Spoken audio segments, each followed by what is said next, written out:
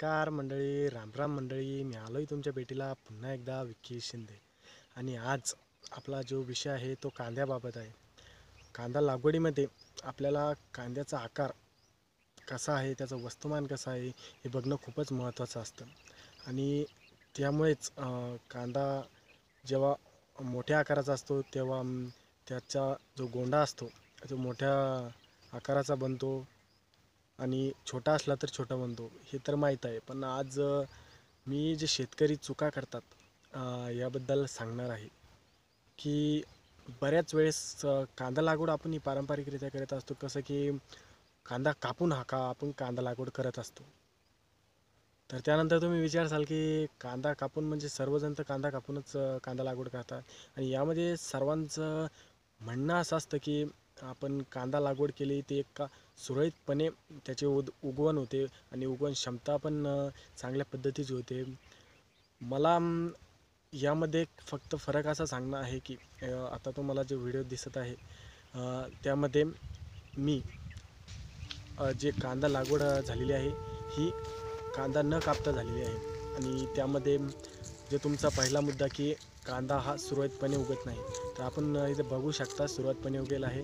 आणि आपण हे पण बघू शकता की कांदा हा न कापलेला आहे. बरोबर सर्व बघून घ्यावे.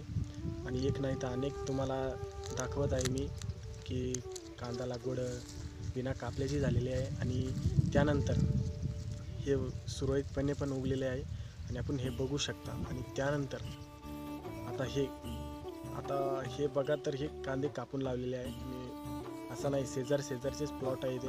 आपण बघू शकता की यामध्ये कांदा हा कापून लावलेला आहे.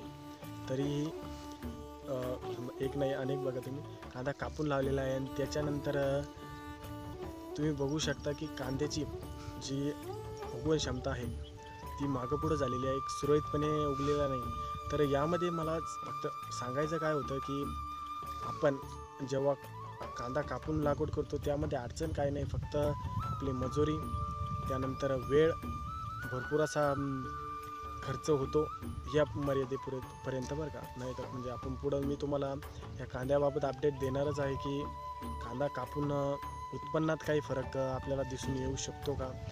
पण जे तुमचा मुद्दा होता की कांदा लागवड कापून केल्यानंतर एक सुरळीतपणे उगवून येते, तर हे मला तरी दिसून आलेलं नाही. आणि तुम्ही पण बघितलं तर मंडळी, तुम्ही पण कांदा कापण्याऐवजी लागवड जरी केली तरी चालतं, कारण यामध्ये तुमचा भरपूर असा वेळ, मजुरी आणि बाकी गोष्टी पण वाचत असतात.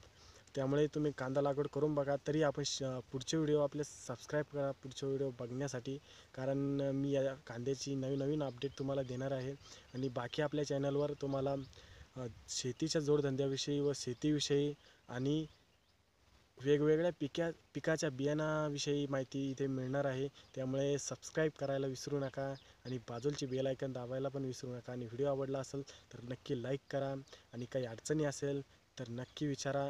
आणि तुमच्या इथे तुम्ही कांदा कापून लागवड आतापर्यंत करत होते किंवा न कापता करत होते हे कमेंटमध्ये नक्की कळवा. तर भेटूया पुढच्या व्हिडिओमध्ये. धन्यवाद पूर्ण व्हिडिओ बघितल्याबद्दल.